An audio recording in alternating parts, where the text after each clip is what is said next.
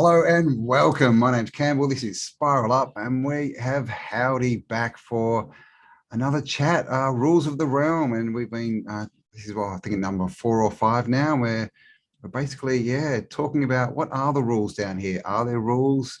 Are there extremities to the to this place we're in? And basically, how do we crack the matrix? Right. That's really what this is all about. So welcome, Howdy. Welcome back.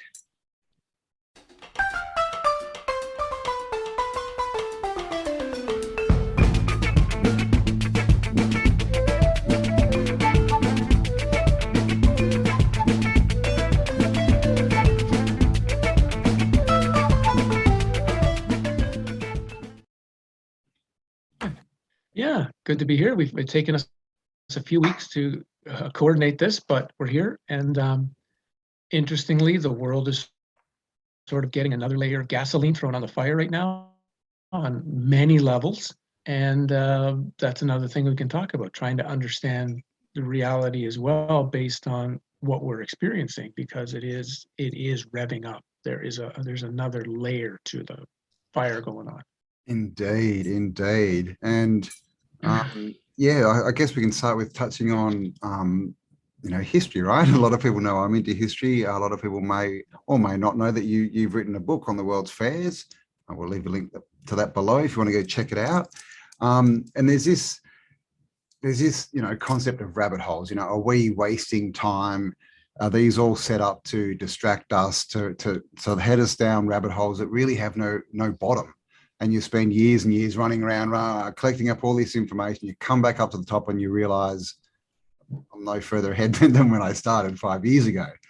So this whole concept of is looking into the past, is it a distraction, a bit of a maze, or is it valid? Is it worthwhile, the research? So because Howdy, basically you used to do quite a few history videos, and then you basically said, no, that's it.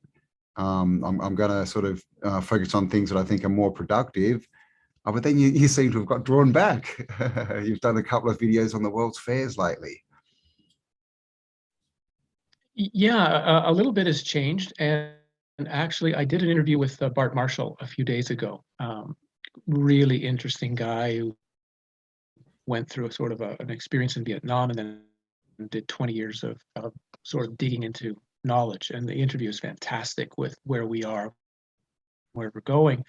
And one of the things that struck me, I'm not going to go into detail of the conversation, but it got me thinking that if we are shifting from Pisces to Aquarius, so we're shifting from a water-based sign to an air-based sign. So in our water-based sign, our searching was emotional, watery. So therefore religion and spirituality, everything had a huge emotional element. That was where we were. That's how people tuned in best to the energy. But if we're switching to an air sign, we're talking about mental now. We're talking about intuitive things. And you've got to shift. And to me, actually doing things now, I've realized studying history or studying the past or studying the realm not as faith, but as I need to dig into it almost scientifically. You're moving into the new age of energies out of the old one. That's actually why I think I've kept the importance now where this is all at. Yeah, that's a really good analogy. I mean, that's definitely what's happening. People are literally chanting it, right? Go and do research, educate yourself, rah, rah, rah. And then the other side, shall we say, are emotionally attached, right? They're emotionally holding on to their convictions and all this kind of stuff and finding it hard to let go. But yeah, right. So that's what we're seeing in the 3D world is the change, right? From emotional to mental. And clearly the ones that are using the mental are doing better at the moment. The ones that are attached to the emotion don't seem to be doing that well. Right.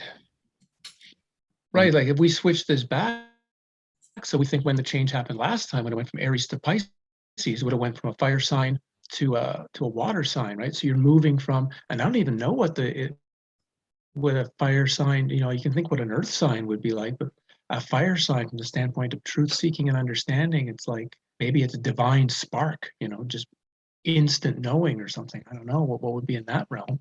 Mm. But there would have had to be a huge shift the same way of like the way you were seeking, or and what's also interesting that Bart brought up was all of these old ways of doing things, be they Buddhism and Zen and all of these old traditions, while useful, they were useful in the last period.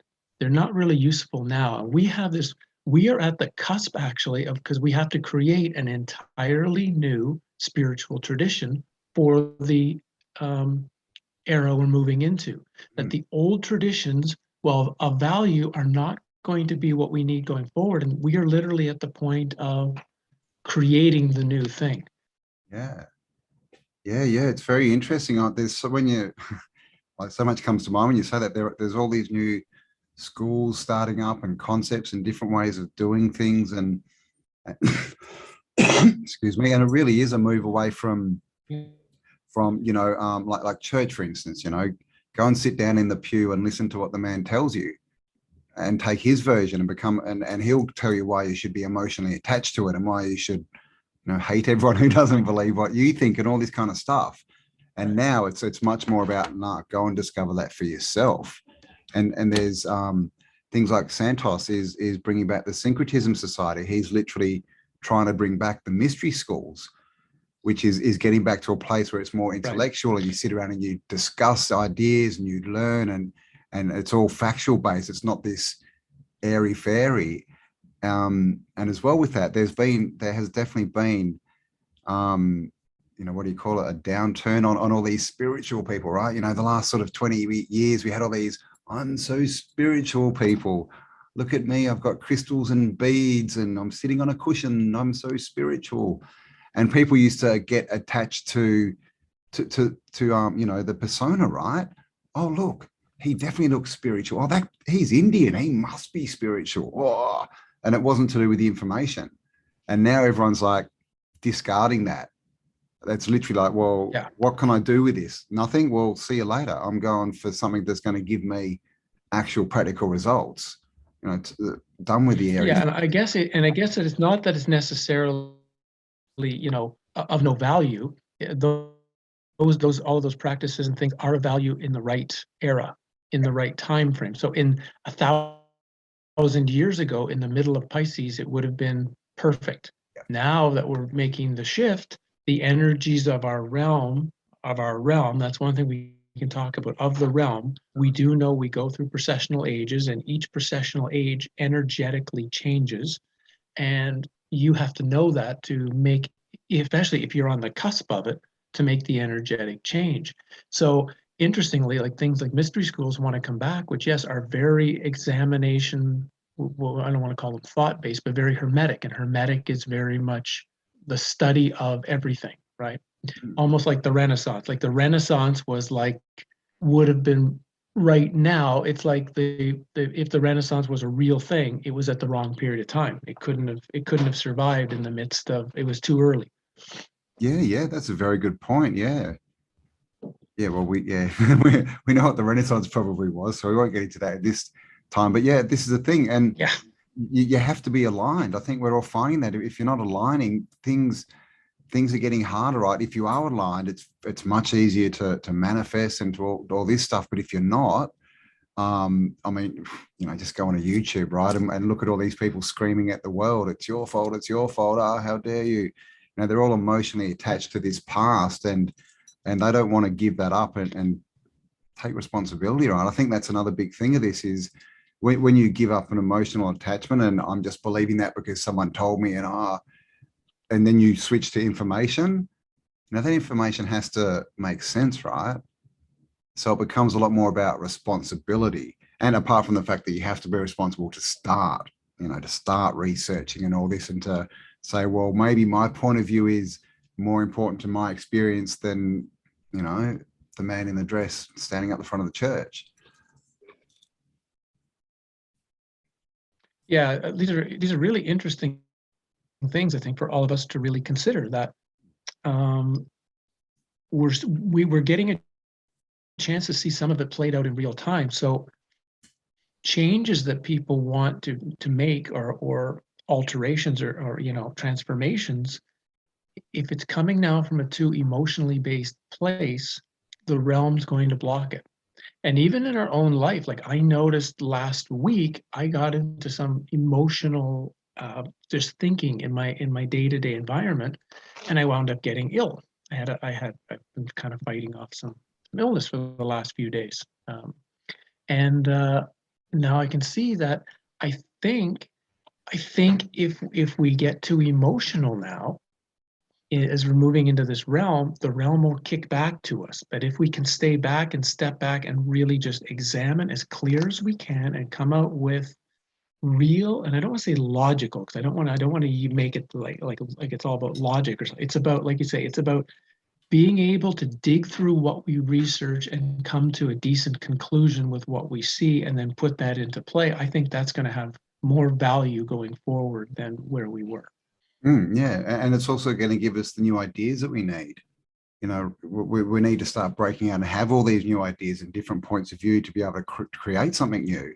So it's breaking out of that. I mean, to me, it's also, you know, it's you know, the fractal sort of nature of life, and it's like we're all growing up, right? It's like when we all grow up, you hit the sort of end of the teens, and then you've got to take responsibility. You've got to learn stuff. You've got to become educated. You need to know how to earn money and pay bills and live and all this stuff. And I think that's where we are now. You know, we've sort of had all this nanny state coddling us and telling us, oh, this is what you do and this is what you do, and oh, you'll be fine. And everyone has been following along doing that, and now they're realizing, hang on, that's not actually giving me what I want, and it's time to leave home. It's time to grow up, get my own ideas, and get out on my own and start living. So I see it as the whole human race is growing up, right? Or we have that possibility, and of course we have that possibility, yeah. Right. We're not sure how it's all going to play out yet, and I'm still not positive that we might not break into two worlds. That's still high on my possibility list. That we still, I think that's very might see this realm just continue on as it is, like as if nothing changes, and some of us are just no longer here anymore. We literally just disappear and we reappear in something else. So I'm keeping that open as a real possibility, because the people or the things, the beings that are in charge are not putting this amount of effort and technology and whatever into locking this world down if they don't really think, at least in their mind, there's a high likelihood 20 years from now it's still here. But all of us, or not say all, those of us who are not willing to be a part of that, we also feel that there's something better.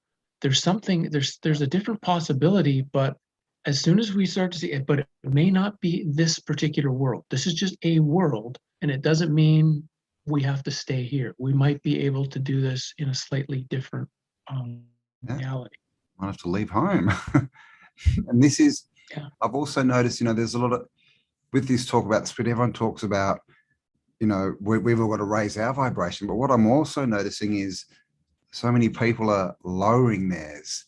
You know, they're getting caught up in the stuff, and they're reeing and screaming at people, and you need to do this, and oh my God, how dare you?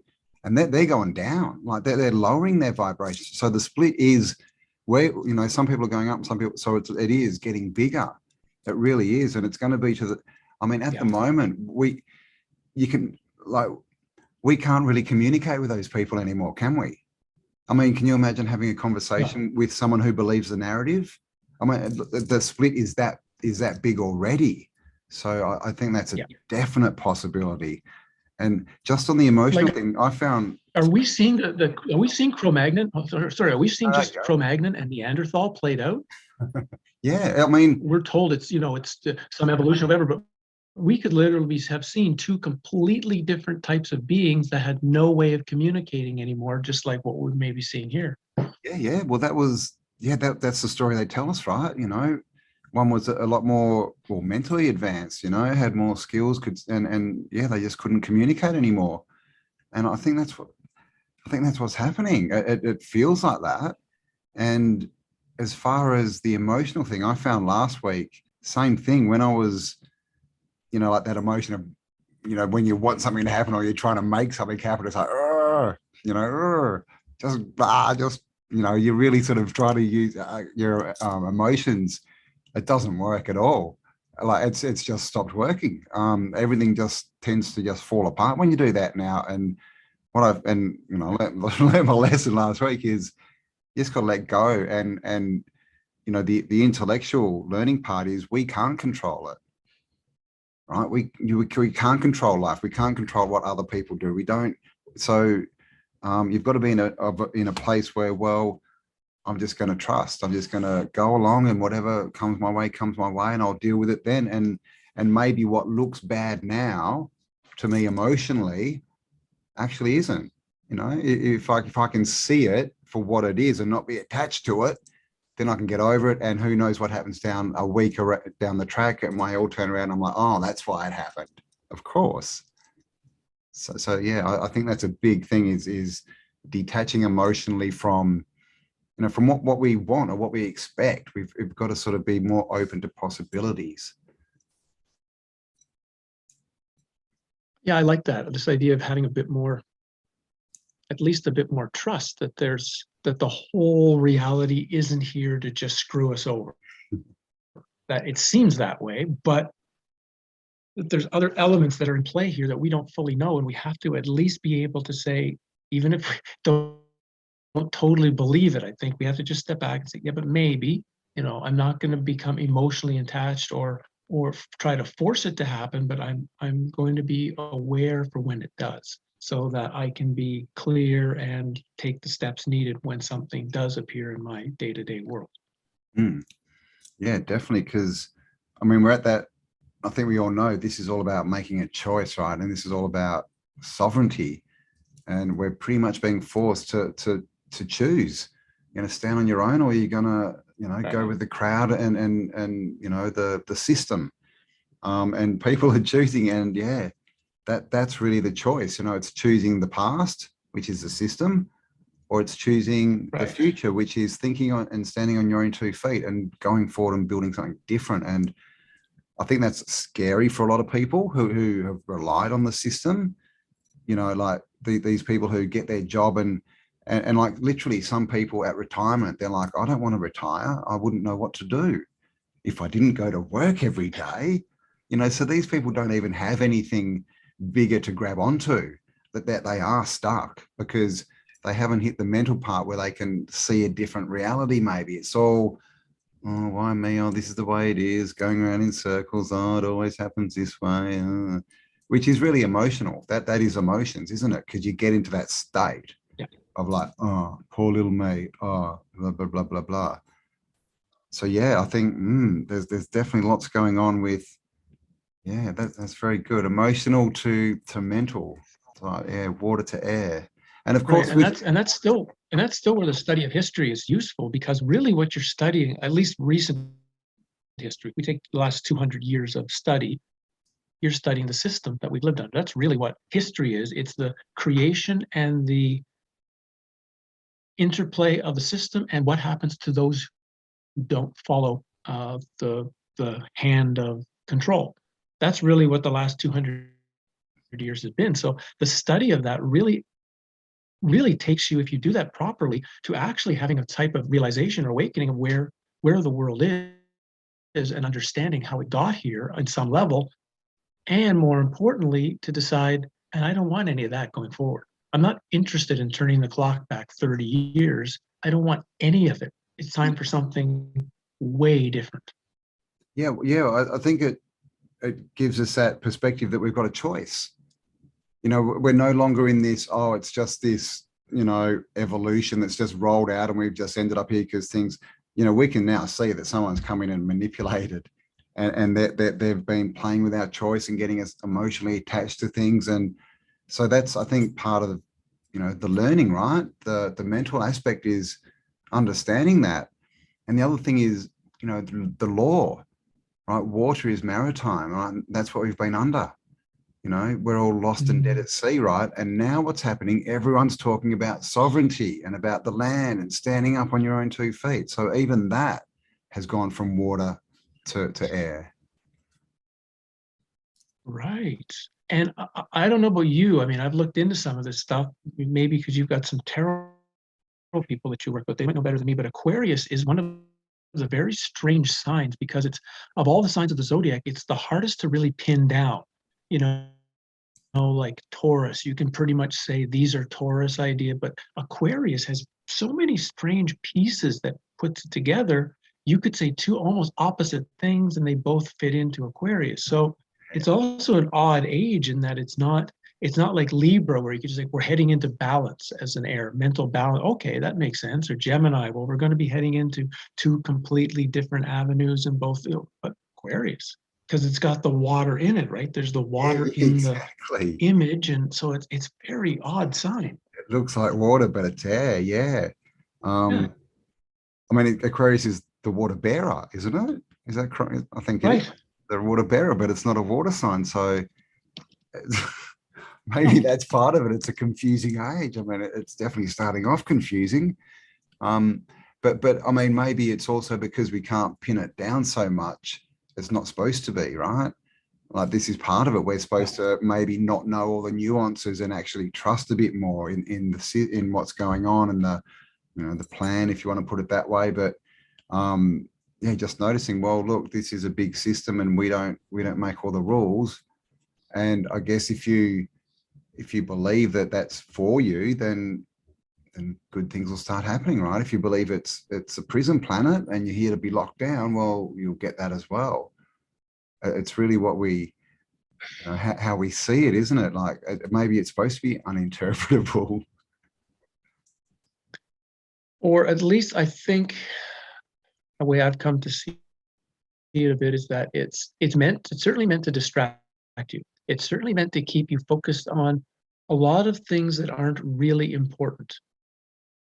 That's for sure. It's got a lot of scary things and really nice shiny things to keep us really focused, as opposed to what are the things we really should be looking at. And probably those are quite limited. A little different for each person, because each person will have their own structure of how one needs to go through this place. But there's a lot of stuff that can take us 20-year side trips that lead us nowhere, and we have to. But now at least the side trips were all emotional in Pisces. Now there will still be traps here. There'll be mental traps where you could just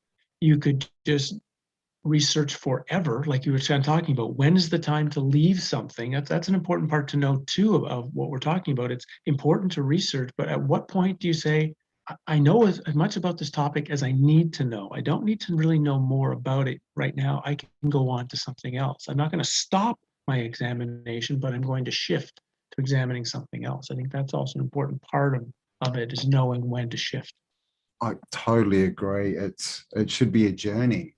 And yeah, once we get stuck and going around, and like this is the thing with these topics, there's a lot of people are putting information out, right? Like ourselves, it can very easily, get into that spiral of you just putting stuff out to whatever, to make videos or to get views or to, and you just really repeating, just doing the same stuff over and over. But is that really helping? And a lot of people, what I've found is when I start putting different content in, a lot of people don't like it. Like I literally get comments like saying, I don't watch any of your stuff apart from the history stuff. And I'm like, okay, good on you. And they really don't, but I mean, to me, that's just showing the split. That's just showing someone who's attached to something and they can't move forward and they can't see the bigger picture. And then you get the people that are like, oh yeah, this is awesome. Thanks for the different perspective. Thanks for introducing this person to me. And they're moving forward because they understand it's learning. It's a journey. We're not here to be experts on the mud flood. The mud flood and all this history is there to show us perspective on life, really.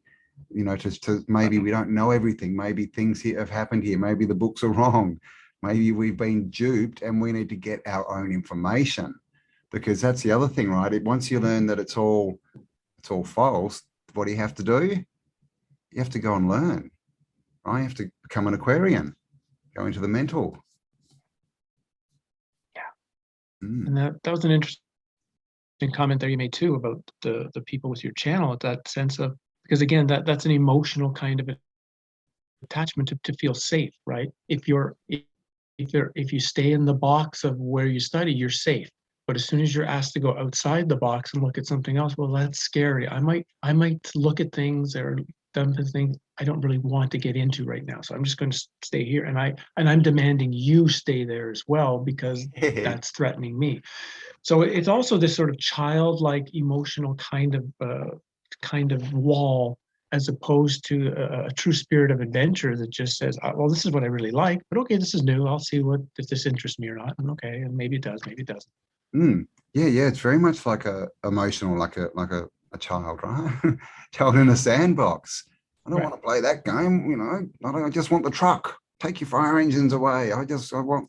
And the funny thing is, people, you know, because this is a fairly new topic, alternative history, and people sort of, they latch onto it and they're like, oh, that's the truth, and they jump into that box, but then that's it. they can't step to the next box. It's like, right, I've made the big step, and I've taken a chance, and now I'm looking at new information, but that's it.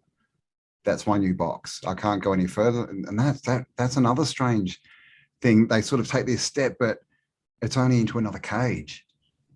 You know, just you know, jumping jail cells, right? I still remember a quote from Carlos Castaneda way back where it was something like, you shouldn't spend your time reading the books you want to read. You should spend your time reading the books you don't want to read, because that's where you're actually going to find something.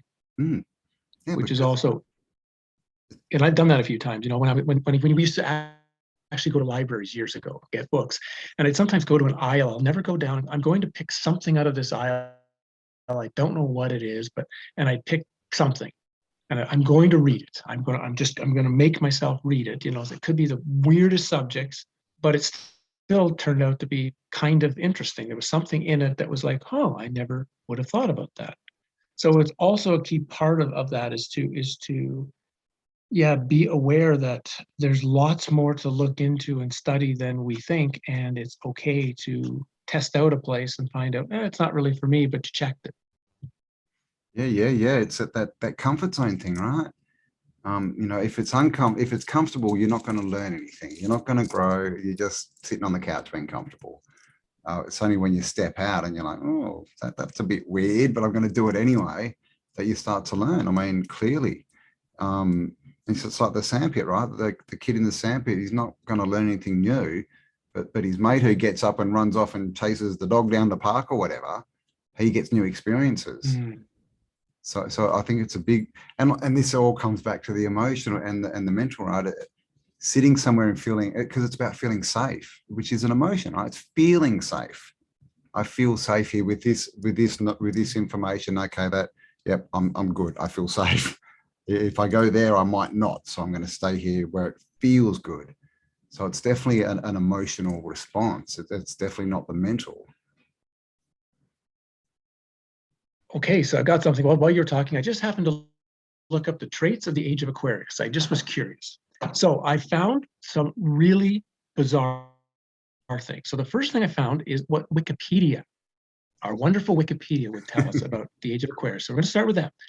They say traditionally Aquarius is associated with electricity, computers, flight, democracy, freedom, humanitarianism, modernism, astrology, nervous disorders, rebellion, philanthropy. Okay, sounds interesting, but sounds odd. When I go down a bit further and look at the next ones on the list, here's what we get.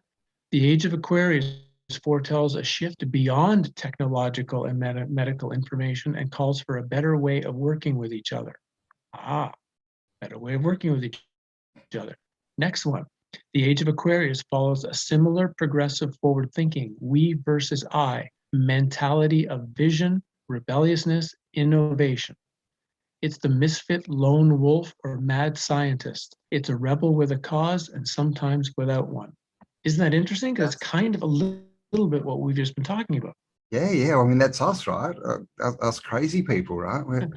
We're seeing it. We're the rebels and the weirdos and the conspiracy theorists. Yeah, it's our time. All right, about time. Yeah. Isn't it interesting that Wikipedia is just like this bunch of words?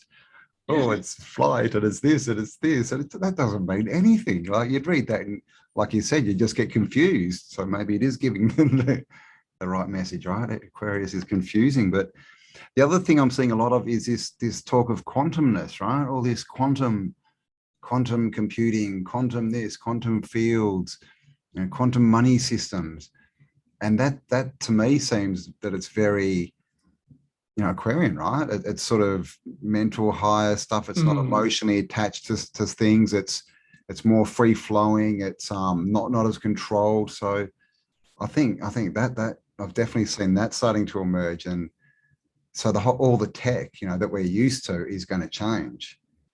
It's going to change to something that is how do you say it? Not fairer, in the bigger way. It's going to be less manipulable, and so there's going to be more change, I think, more, and that's what it's going to be about, is people are going to be changing things, creating new things. And so this whole, I'm going to get a house and settle and be comfortable for 20 years, 30 years, I think that's gone.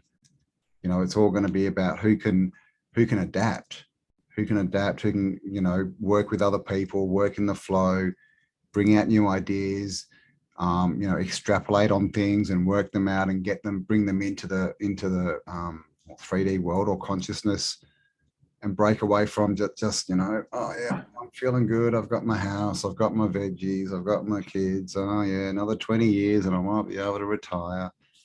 I think it's completely different, isn't it? It's going to be a lot more stuff coming that we're going to have to interpret properly to sort of get good results. Yeah, and the wondering of how will we, because you're talking about this divide, right? That the divide is getting greater and greater and greater. So assuming one of the two sides don't literally get wiped out or disappear or go somewhere else, if there's going forward 10, 15 years from now, the two groups are still there, will they be able to down the road communicate again and actually, or will it literally, are we really seeing a literal divide where one group is going to stick with needing to be safe and told what to do, and another group is going to be in charge of their own way of living and their own way of doing things? And we might actually see it so complete that the whole world, now, I mean, I talked about a split where, okay, there's a second world, but literally where the world actually somehow splits in half. And there's the west half of Australia is one thing and the east half of Australia is something else. And you have two completely different new places with two different ways of living. Yeah, well, I've often thought, the cities, most people that are, out there trying to build a new reality don't want to be in the cities. Right, we're all trying to get out of the cities because they're control centers. So I've often thought, are we going to just end up with these cities that are just full of these people who never leave? They're just all part of the system, living in their little apartments, doing whatever they do. And then outside the cities, you have us, right, living in nature, living the way we want to. And will it come to a point where the people ruling, they just go, well, we're just going to keep the city people. We're happy with that because you guys are way too much hassle for us. You cause us too many problems. We've got our little ant farm. We'll keep that. You go do what you want. Is that what's going to happen? And we'll be out there, like you said, two different populations that just don't interact on different levels. Like, I'm really starting to try to even think it in my knowledge base, if there's ever been anything like this that we can look back to as a historical experience, where you've literally got two groups of people in the same place, and let's get non-religious. I mean, obviously, if you put Protestant and Catholic together in Ireland, well, you see that. I mean, that's a perfect example, right, of what we're dealing with. But if it's not religion, I can't think of anything that would have had an absolute literal dividing line between people. I guess race in the United States, for example, or South Africa or something, but that's still not, it's not even the same. This is really different. That's not really the people. That's more the system putting it in. I was thinking of Akhenaten, but then obviously that's to do with religion as well, right? The monotheism that he brought in. changed it from many Right. gods to one, but that's still religion, really, clearly. So Right. is there an example that's not religious? I mean, religion has just been such a massive part of the last age. It's pretty much in everything, isn't it? Like every cultural change, everything, it's all religion. That the architecture, invasions, wars, like what can we separate out that's not religious, really? When you think about it, Yeah. it's all religious. So that's kind of why you have to wonder then, is what we're experiencing religious on some way? Or are what we're seeing between the human race now something so different that we literally don't know how to classify it? Yeah, maybe. I mean, I've noticed, there's been a massive explosion in channelers and that, and we're going to have soon we'll be getting one on for a chat. And this is a different, it's spirit. It's a different spirituality, isn't it? It's very. And the funny thing is, it's actually this is actually the Bible, right? You read the Bible. It's all written by people. Oh, I hear voices talk to me. Oh, the burning bush talked to me. Oh, I saw angels. Now people are coming out saying those exact same things, and half the people are calling them crazy, and the other half are going, oh, that's interesting. Like, so it's the same story, right? Like, so we're back there. So is that a way to rewrite how we view spirituality and life and all this? We got a certain message supposedly 2,000 years ago, which would have been the start of the last cycle. All these spirits come and they give us the message for that era. Now we're in a new age. We seem to be getting all these new information coming through, maybe from the same source. So is this information to get us through the next stage? It's going to be a different, spiritual life. Well, I really feel that's important. And another thing that came out in the conversation with Bart is that he had talked about two things. One, that the tribe that you wanted to be your tribe, which would have been the family and close friends you've had all of your life, aren't necessarily who you're with now. That it's a completely new, different group, and as bizarre as all of this stuff is, you and I would have probably never connected in life if it weren't for all of this craziness. Exactly. The craziness brought us together. Exactly. We would have, I mean, even with this stuff, it's a small chance that we connected. Yeah. Isn't it? Because we're in different continents, different time zones. And the same, I've met, like I said, all these, channels, right? Like 6 months ago, I didn't know any. I knew Sonia and she's like a remote viewer, but that was it. Now I know dozens of them, and they've all just popped out of the ether. They're all suddenly contact me, or they'll just, and yeah, I'm just surrounded by this whole new group of people, different way of looking at things, getting new information. And they're all people that I don't think I don't think anyone is from my home state. Some are from Australia, but they're just from everywhere. So there would have been no way that I would have connected with these people at all, which is interesting because when I started my channels, I had no idea what I was doing. I don't even know why I started it, to tell you the truth. Like literally, I was just, I found something. Oh, that's pretty interesting. Oh, what if I could make a video? And then a few people watch it, and then you're sort of thinking, well, why did I do that? Well, maybe it's just to put your hand up and go, hey guys, I'm here. Anyone looking for me? And all these people go, oh, there you are. And they start, forming groups. So it's like we're forming a new network.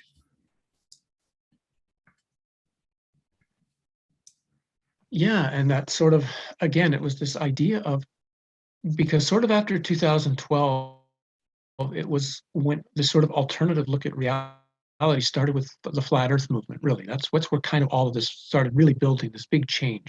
Yeah.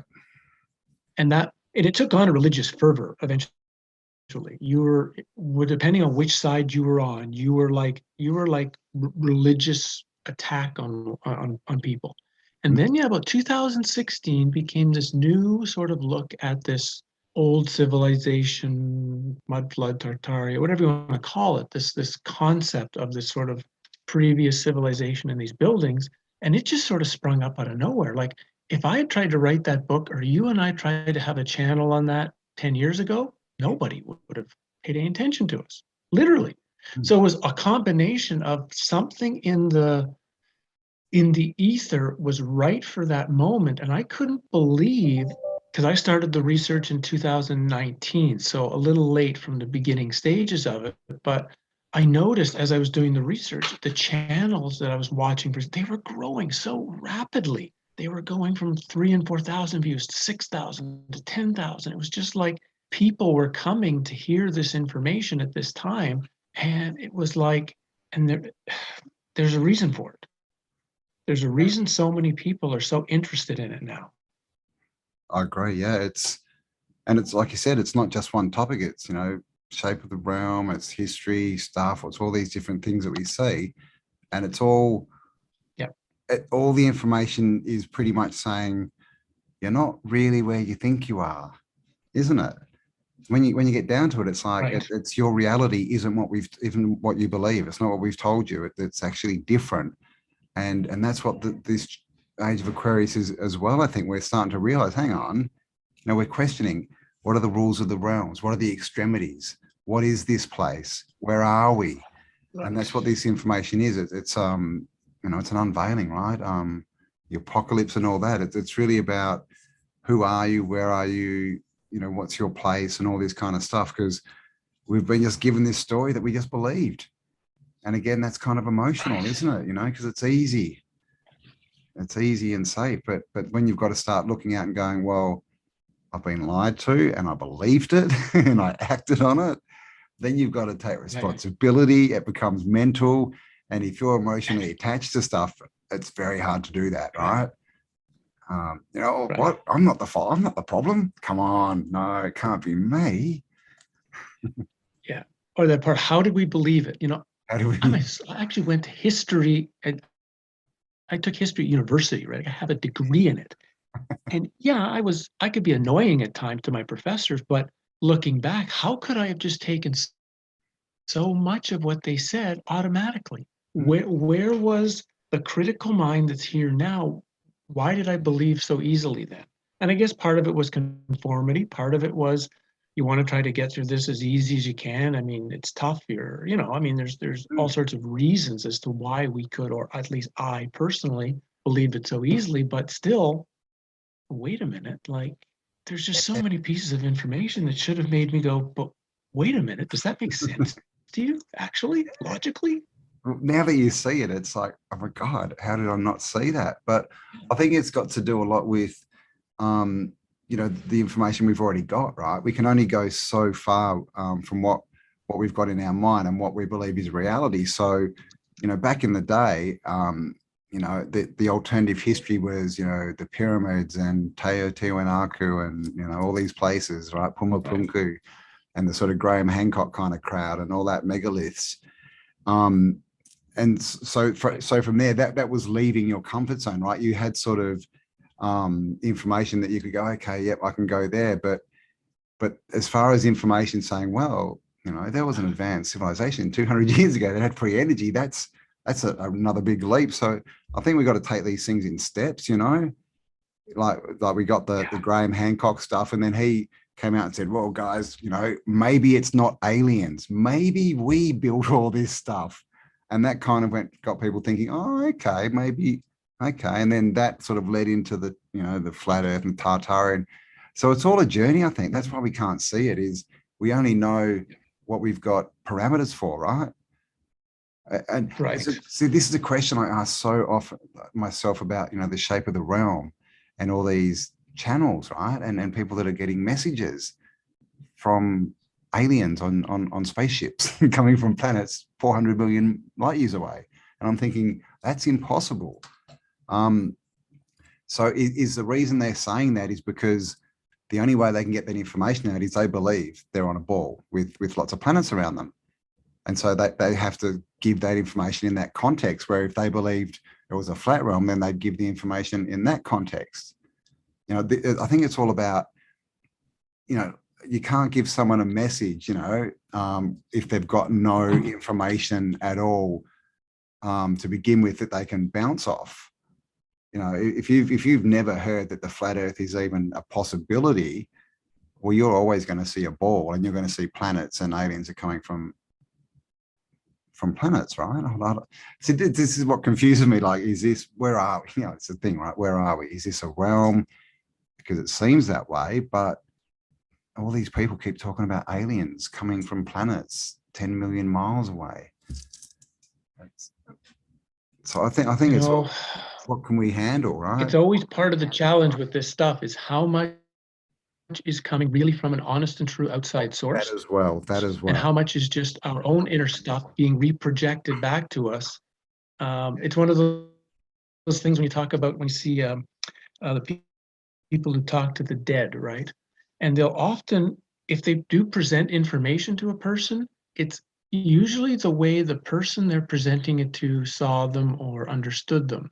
So are they really talking to the dead person, or in a way, are they tapping into the person that's in front of them with getting the memory of how they remembered? You know what I mean? Yeah, So yeah. it's also this, we're seeing something external, we're seeing an experience. And again, we have to always step back and ask, what is the experience we're seeing?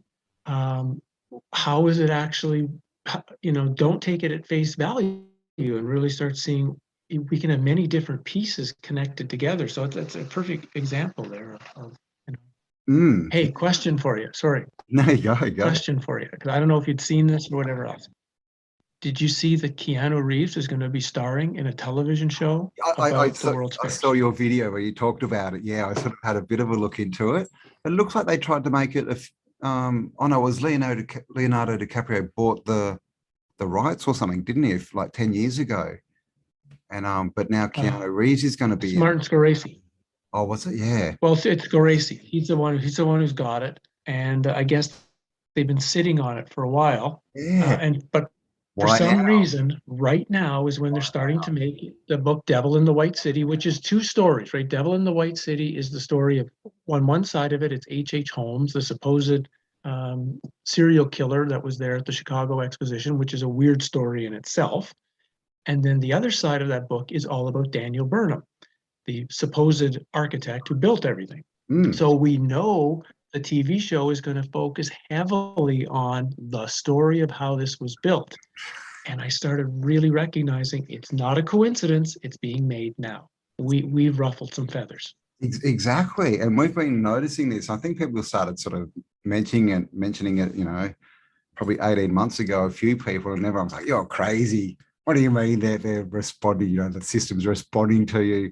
But it clearly is. We're clearly they're trying to clean up, you know, like when we hit these topics, yeah, they're literally making a show with Keanu Reeves, one of the biggest actors, and they're going to explain how all this was possible in their words. So should be pretty interesting. I'm wondering how they're going to explain the plumbing. But I mean, another, you know, Keanu Reeves, right? Geez. Did you have the unfortunate incident of seeing Matrix 4? No, I just saw some overviews of it. Did you actually go see it? No, I didn't pay any money. I got it free online. I couldn't finish it. I literally couldn't finish it. It's just an absolute train wreck, and it's almost like they're trying to kill it, right? Because what was the Matrix? You know, the message from the Matrix, right? That's literally where we are now, and it's like they brought this movie out to kill it, so that the Matrix is just, oh, come on, and you just laugh at it because I can't say anything. It's just it's so bad. There's no storyline at all. There's no storyline. It's just these random scenes of people jumping off buildings and having fights and that. And even those scenes are worse than the original ones. Like the fighting scenes, they're not as good as the original ones that were filmed 25 years ago. And it's just like they're trying to kill it. I'm just watching. I turned it off. I didn't make it halfway through. And it's, you know, when you sit and watch a movie, it's like, I've started, I've really got to finish it. And I just couldn't. I just couldn't. It was my, you know, making me stupid is what it felt like. So it reminds me of like the TV show Lost that I talk about so often. That Lost started off its first year really first outstanding on a psychological level. It was really going into the minds of these people and why they were behaving in certain ways, and how did what you see relate to their past. And then it began shifting into a ton of potentially mystical and all sorts of areas. I mean, it was moving into really touching on to real question things of our realm. And then all of a sudden, it was like by the last year, somebody at ABC came down and said, "Hey, enough of that. No more. Make it a make it simple Hollywood stuff and get out of here." And I think your Matrix might have been something similar. That first one was revealing so much they had to start dumbing it down because people might start figuring too much stuff out from it. Well, even the second and third ones, they were nowhere near the first one, were they? They were really just sequels. It was really the Matrix was the movie, and the other ones were just sequels. And then they leave it for 25 years, and then when this event comes and everyone's starting to talk and everyone's asking, what's the Matrix? How do we break the Matrix? Right? They bring out Matrix 4 and they turn it into Clown World and just just take away any credibility from it. So it's very interesting how they do all this, isn't it? And the moon, Leonardo DiCaprio just had a movie too. What is it, Looking Up or something? And it's about astronomers. Okay, well, Looking Up, I think really? is what it's called. Yeah, and it's about space, and proving to us that space is real and it's really there. Come on, guys. And apparently Netflix put it out. And it didn't rate. Don't Look Up. Don't Look Up. Okay, there you go. Don't Look Up. Don't Look Up. Yeah. Huh. So it's interesting what they're bringing out, isn't it? Yeah, I mean, like for me, I mean, obviously, these certain things are, because this is the best way you have of programming the mind or controlling perception is through whatever's on the screen. So the message in the screen controls the average person perception. So yeah, when I saw the Keanu Reeves thing, it right away told me, oh boy, they're concerned about how to answer questions about these things. And that's why they need to get this going and why they need Keanu Reeves to be the star. I was going to say, right? He's the good one. He's still perceived as the good Hollywood guy, rides around on his moped and, wears normal clothes and he helps people out. You don't see him on mega yachts and all this kind of stuff. So he's the guy that people would, believe more, right? People still think Keanu's a good guy. And who knows, maybe he is, maybe he's not, I'm not sure. But definitely there's a lot of people they could have put there that people would have just gone, oh, come on, that's just a Hollywood bloody, paid off bloody actor dude. So it's very interesting that we're literally, I mean, isn't it interesting that we started this series, right? What are the rules of the realm and how do we affect it and can we affect it? And we've just been talking about, what we've done has affected the Matrix. It's responded to us. We're talking to the Matrix. That's a pretty amazing statement you just said there, Campbell. I hope people just heard what you said. That's true. I never thought of it that way. That's true. We have had an impact. We have. The group of us doing this work have forced the realm to respond. Yep. So there you go. I mean, what are the rules of the realm? Maybe that's fun, right? Put out enough. Well, we talk about this reality does mirror back to us, or it's presented as mirroring back, but that's another way of looking at it. The realm responds to what we do.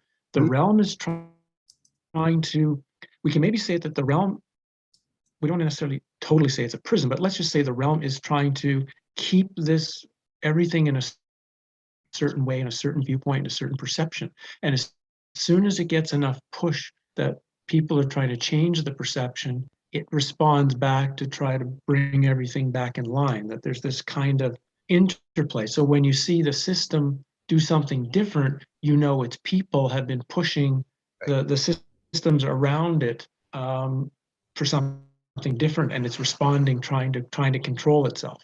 Yeah, trying to even it out and keep the simulation going and smoothly. But yeah, I mean, we definitely did, right? I mean, you couldn't.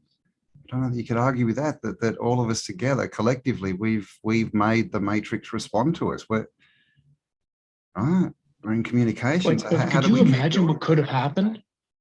Imagine what could have happened though if, like, instead of this particular show that was going to be made on them. They made a show that more listened to what we had to say. And the whole thing about it was all about the character not sure if this was built, if it was not built, and going into all the questions of it. And I mean, the power that could have had, if the system was responding that way, Yeah. it would be showing that the system has an open end. I think what we're learning from this little thing right now is the system is not open, what we call the system. It's not open-ended. It's not listening to us and then trying to ease us into newer and better and different ways of understanding. Its job is to hold the wall down. And as soon as it starts feeling there's breaks or cracks, it's mending those areas as quick as it can to respond back. Everything's fine. So I think that's an important part for us to understand, that we're always the system, the material system anyway, isn't necessarily our friend for truth and knowing, but we are going to know how we're doing based on its responses to us. Yeah, exactly. It feels like whatever, a simulation that's got boundaries, and that's it. The boundaries are there, and it just tries to keep the equilibrium. When you try and break it, it's like, no, this is really the truth. Just, a bit of reprogramming there. Yep, you'll be good. Have you seen the movie Mandela Effect? No, I haven't seen it. Yeah, there's an actual movie called I think it's right. Netflix. It's actually really, it's what happens is, just some summation is, Curious George, right? Lost his tail, right? Right. Yeah, so this guy, he's on the beach at the start, and his daughter's walking into the beach, and she's holding Curious George by the tail, and dad says, "Oh no, you should leave Curious George here," and she goes, "No," and she goes out swimming, lets go of the toy, and then tries to go and get it, and she ends up drowning and dying. And then the father starts looking into stuff, and he finds out, hang on, Curious George doesn't have a tail. And he's got this photo of his daughter holding Curious George by the tail. And what happens is, as he gets into this and he discovers more and more things that don't make sense, the matrix starts cracking and breaking down. And in the end, he sort of writes a program to destroy it, to make it do too many calculations. And the matrix stops and everything goes black. Before that, everything goes crazy. It goes back, and then it starts again, and he's back on the beach. And he's got his daughter there, and she's got Curious George, but now she's holding him by the leg because there's no tail. And she turns around and says, "Oh, Daddy, I'm going for a swim." And he says, "Oh, just leave Curious George here." And she goes, "Okay." And she goes swimming, doesn't die, and that's the end of the movie. So it's the same concept. He's seen something in the Matrix, right? And something's happened, and he's gone, "That's not true." And so the Matrix has had to fix itself and change what it's putting out to make him feel that reality is normal again.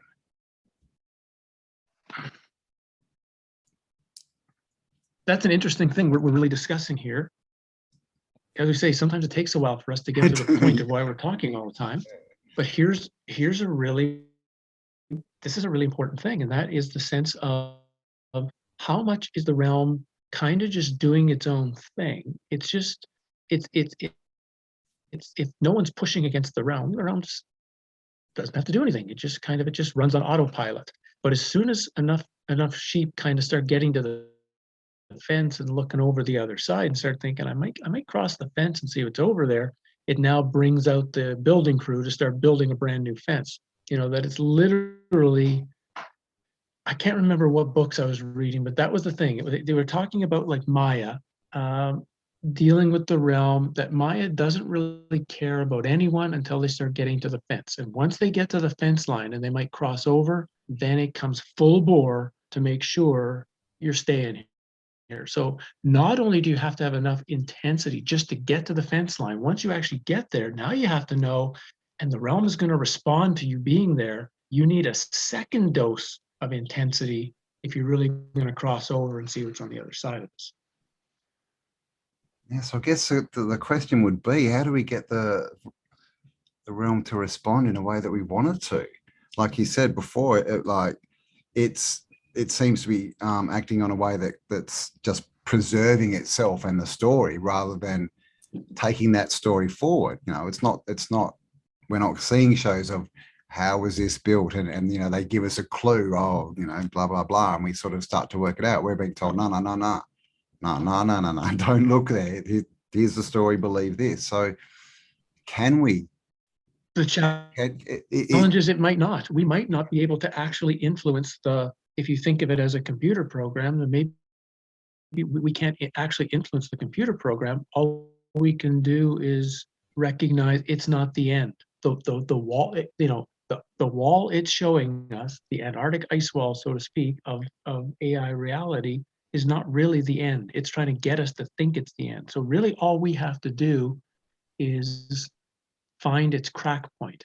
We're just looking for where is the place that it's not paying attention, or it's you know, we tricked it in some way, and that's when the portal opens, and now we go through the portal and we go to see what's on the other side. Maybe that's really what it really is all about, is we need to get to know the realm enough to find out where the crack in the wall is, so we know that's where we put our energy and our focus, and relatively quickly, because we'll see once it realizes there's a crack in the wall, it'll respond quickly to fix it. Yeah. So I mean, that's obviously a good reason why you know, history, you know, we're starting to, you know, it's a good place to sort of research again, is to find cracks, right? When I was talking to Jay Widener, he said, I think it was Jay, if this was a realm and someone created it, they'd put less time on the past and most time into the present, you know, for the experience. So if you found cracks, they'd be in the past, in the story, which is, of course, what we're finding. Right. So we need to find more cracks. Yeah. It's finding a crack and then finding the response to it, isn't it? It's like testing, like you said. It's how, like, poking, like, let's put this out. Now that you've just said this, because that's the other thing where you were talking about Graham Hancock and John West and all of these guys in the 90s. They were the first wave of archaeology's wrong, and we need to re-examine it. And they responded rather quickly to that. They had about 5 or 6 years of unbridled freedom of examination, and then the system began slowly squeezing these guys out again. That is true. Yeah, I mean, their voice is, it's not as big now, is it, as it was a few. And another thing about that, which I find interesting, is there's still a lot of people, you know, in that, right, that they used to be on the fringe, right, of the research into history, but now they're not taking on the new ideas. Now they're 5 years behind, and they're still, it's just like they're jumping, you know, prison cells, right? They've just jumped from one into another, and they don't seem to be able to go further. You know, it's all this, it was aliens, it was in the past, it was all this stuff, and rah, and all this new information's coming out, and none of them are addressing it. No, and I think really the idea of it all is that it doesn't matter what you're going to study. When you start unraveling the lies of it, it's, can you take that into all of history then and start saying, well, it's not just this part that's the lie, it's all of it that's a lie. And as you begin to unravel all of it, who knows where it leads to? Like you said, well, maybe it's not even real. Maybe it's just a simulated world, and the past is just a program. And so we have to now learn to deal with that it doesn't really, we're not looking for what it is anyway then after that point, because it wasn't real anyway, at least here. Maybe we could figure what was real in whatever it was programmed from, but it takes us away from saying we got to figure out who built the pyramids well, we don't, because they actually weren't. They were just part of the backstory. So perhaps that's where this study actually eventually leads, is some kind of realization of what the past actually is, tangibly, so you know what to hold on to, because the story of the past is critical to those in control, because that explains why we are where we are and why things are done the way they're done. So as long as everyone believes the certain narrative, they don't question their present. As soon as the narrative breaks down of the past, everyone has to question, well, then why are we doing this? This is stupid. Why do we live like this? So the control of this idea of the past is really, really important to control the present. Yeah, so I mean, it will be interesting to see, won't it? what else pops up? Because I mean, I guess that's a good point for, we should really keep digging and finding anomalies in the past and exposing them, and then seeing what the response is. Maybe instead of focusing exactly, I never thought of putting stuff out, it's like put it out and then right. look for the response. Right, put it out and look like we had all this stuff with the cathedrals for a while, right? People were really digging into cathedrals for a while, and we had all the cathedral fires. Yeah, this was gonna. Yeah, then bloody Notre Dame burnt down. Yeah, but the others, like the ones in Nantes, there was ones in Italy and Germany, and there were a whole bunch of these cathedrals that caught on fire all of a sudden. But since Notre Dame, there's been none. Exactly. I can't think of a fire in a cathedral since then. Almost as if like maybe somehow energetically, emotionally, they created the right emotional response for, well, we're not going to look into that anymore. We don't need to focus on it's like these are might have the biggest cathedrals with the most whatever tech or stuff that people would notice is out of place. And it's like, oh, better get rid of that, all right, because everyone's going into these places every day. They'll start noticing it. So if we get rid of it, then we're getting back to equilibrium, stopping the questions. Yeah. So that can be put down as a response as well. I really like this. How does the realm respond? How does it respond? Like, so what can we do? And I guess so it's a good argument for putting out more specific information, at least for a short amount of time, and then seeing what happens, rather than, because I tend to be fairly random, right, on my videos. Like, one week it's something. So because at the moment I'm looking into machinery and steam engines and railways and all this kind of stuff. So I might just keep going down that path for a couple of weeks and just stick on a topic and see if that gets a response. There's also something I mentioned before we started recording, and I'll say it now to all of us, was this idea that maybe those of us who have been researching this for a long time, we all get together and write a chapter of a book together. Maybe not a huge wide area. We focus then, but now what we're saying, we focus on some things that have some boundaries, so we don't go too far out of subject matter, but we all write something different, a different perspective. Then we're now talking of like me, Martin, Michelle, John, a whole bunch of us. We're going to reach hundreds of thousands of people from doing that. Yeah. And then the question would be not just who do we reach, it's what would the response be? That would be now our important science experiment. Yeah. How would the realm respond to us putting a book out? What would it do? So it's almost like letters to the realm. Like we all, find an anomaly, what we're sort of best at, put it together, and literally we're putting it out to the realm going, we found this. How are you going to respond? And then we look for the responses. And of course, exactly. That's a perfect example, because if we pull resources, then we can get that information out to a lot of people. And the more people that ask a question, I'm thinking the faster and the stronger the response is going to be. Because to me, this would now be, for what we're talking about, rules of the realm, understanding this place, that would be the perfect way of testing information to response. Nice. Wow. I think, how do we do this? We always start off somewhere. We always end up somewhere pretty amazing, really, don't we? We have these chats, so we're definitely onto something.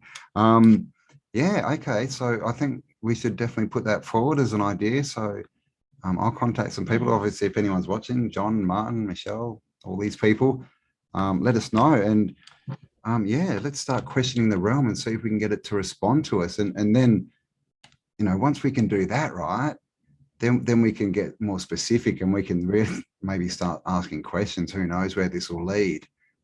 All we've got to work out is how to get it to respond, and then notice what the response is. Once we do that, then we can really start building on it, I think. Yeah, and it's again, I think if it's all too fragmented, the response will take quite a long time. If we can have it a little more coordinated, where we have a little bit of focus, so something is kind of moving in a similar direction, we're pushing the same part of the wall together. So I think that's also part of it. We're all pushing the same crack somewhere, and then it'll be curious, how long does it take? Day. I'm now, after we've had this conversation, I'm almost guaranteed there'd be a response, and it'd be, how long does it take and what is it? Exactly. There could be a response to this. So, I mean, let's start noticing how it's responding to us, and then asking more questions. And like you said, being specific, right? So I'm definitely I'm going to stay on a more specific topic for the next couple of weeks, and then look for a response to that. And then with this book, we can all have specific questions, but all in a specific, they'll all be, directed towards history. So it'll all be individual specifics plus a big sort of specific. We get out to a lot of people, and we should be able to see some results. Yeah. Wow. Don't know how we got here. Yeah. That's great. Awesome. Yeah. All right. Well, I think we got a conclusion there. So there you go, guys. Hope you enjoyed that one. I'll leave the links below to Howdie's chat that he's had with Brad, was it? Yep. And his channel and everything. So check those out. Sorry? Bart Marshall. Bart Marshall. Yeah, so there you go, guys. Let us know what you think. Leave us a comment, all that kind of stuff. Let us know, have you noticed that you've done something, put out an intention? Have you got a response yourself from the matrix? Let us know below. And if not, are you going to try it? What are you going to do? Have you got any ideas? So if we can all get onto this, we can really confuse this matrix, right? I'll start asking questions. So yeah, definitely leave us some comments below, guys. And of course, give me a like, subscribe, all that kind of stuff. Head over to Howdie's channel, check him out, give him a like, a subscribe, share it around. And we'll be back. This one took a few weeks because my arm was giving me a few hassles, but we'll be back in a week or so, hopefully 2 weeks. We're still trying to organize to get a remote viewer on. So we'll also get that done and send her to the edge of the realms and see what we can find there. So there you go. Thanks for joining us, guys. Hope you enjoyed that one. Have an amazing day, and I'll talk to you all on the next upload. Bye for now. Thanks, guys. Thanks, Cambell. Thanks, mate.